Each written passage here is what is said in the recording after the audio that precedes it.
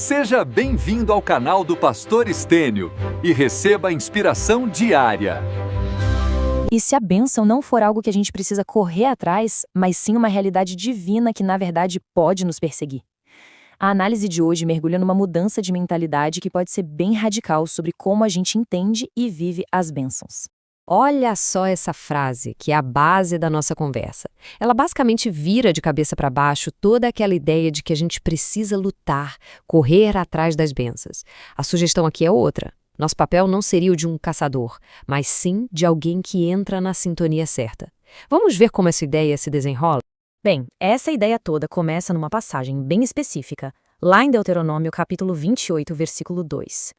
A fonte que a gente analisou aponta que esse texto propõe uma inversão total da nossa abordagem. A promessa não é de que as bênçãos serão conquistadas, mas de que elas nos alcançarão. E aqui está o ponto-chave da coisa. A bênção, olhando por esse ângulo, não é uma recompensa pelo esforço, sabe? É mais como o resultado de ativar uma promessa espiritual que já existe. A pergunta, então, muda. Não é mais como eu consigo, e sim como eu ativo. Ok, se a questão é como ativar, a resposta parece estar na sintonia. O material que a gente estudou sugere que a chave é um alinhamento com a vontade divina. E para a gente entender a profundidade disso, é super interessante dar uma olhada no idioma original. A palavra hebraica para abençoar, barak, como a gente vê aqui, é fascinante. Não é só um desejo de tudo de bom, é um termo de ação, que significa literalmente encher de poder para prosperar. É uma capacitação divina, uma transferência de poder mesmo. E a segunda palavra, que completa o quebra-cabeça, é nasag, que significa alcançar. Mas não é um alcançar qualquer. A ideia aqui é de uma perseguição ativa, sabe? De ir atrás até conseguir capturar. Então, a imagem que se forma não é de bênçãos caindo do céu, mas de uma força que nos persegue ativamente. Então, quando a gente junta esses dois conceitos, o mecanismo fica mais claro. A sintonia com a vontade de Deus não é um esforço para atrair alguma coisa. É a chave que abre a comporta para um fluxo divino onde as bênçãos que capacitam o barak começam a nos perseguir ativamente, o nasag. Tá, mas como é que isso se parece na prática? As fontes mostram que essa bênção tem várias faces e vai muito além de prosperidade material. Vamos dar uma olhada em alguns exemplos. O primeiro exemplo é a bênção da provisão. Essa declaração do Salmo 23 não é só otimismo, né? É uma confiança profunda de que, tendo o provedor, a suficiência é uma consequência natural. E essa frase ilustra a aplicação prática de um jeito brilhante. A bênção da provisão troca a ansiedade do mundo por um descanso profundo. A segurança não está nas circunstâncias ao redor, mas na identidade de quem provê. O segundo exemplo é a bênção da paz. E o contraste aqui é muito importante. A paz que é oferecida aqui é de uma natureza diferente da paz que o mundo conhece, que geralmente depende da ausência de problemas.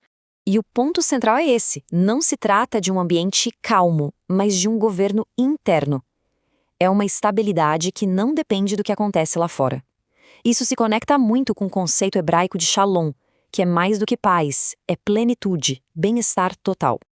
Ok, essa ideia de sintonia que a gente viu até agora, que é baseada em ações, na verdade aponta para algo ainda mais profundo.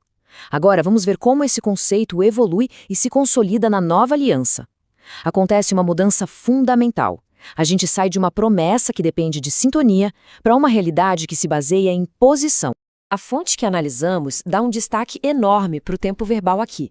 O verbo em grego está no aoristo, o que indica uma ação que foi completada no passado, mas cujos resultados continuam no presente. Ou seja, a bênção deixa de ser uma meta futura e passa a ser uma realidade presente da qual se vive.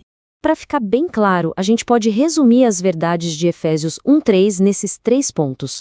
Primeiro, a fonte da bênção é Deus Pai. Segundo, a natureza dela é espiritual, o que implica que ela é completa, total. E terceiro, a esfera, o lugar onde elas existem é em Cristo, é uma posição espiritual. Essa frase é um resumo perfeito dessa mudança de paradigma. A partir dessa perspectiva, a luta não é mais para obter a bênção, mas acontece a partir de uma posição de quem já foi abençoado. Muda tudo. Então tá, qual é a diferença prática disso tudo no dia a dia? Essa parte final resume bem essa mudança de mentalidade e o que ela implica na prática. Esse quadro comparativo ajuda muito a gente a visualizar a mudança. De um lado, uma vida guiada pelo esforço e pela sensação de que algo falta. Do outro, uma vida que parte de uma realidade de abundância espiritual. A prosperidade, nesse caso, deixa de ser algo que depende das circunstâncias e passa a ser algo enraizado na identidade. No fim das contas, a conclusão é que a bênção é algo completo, holístico. Não é só sobre uma coisa, tipo saúde ou dinheiro, mas sobre um estado de ser, onde provisão, paz e propósito fluem de forma contínua, simplesmente por causa da conexão com a fonte divina. E a gente termina com essa reflexão. Como é que a vida, as decisões, as reações do dia a dia, como tudo isso se transforma quando a perspectiva muda de uma busca sem fim para um viver a partir de uma plenitude que já foi estabelecida? Fica aí a pergunta. Esse vídeo foi produzido a partir de uma das mensagens do pastor Stênio. Se você foi abençoado, deixe o joinha, compartilhe e siga.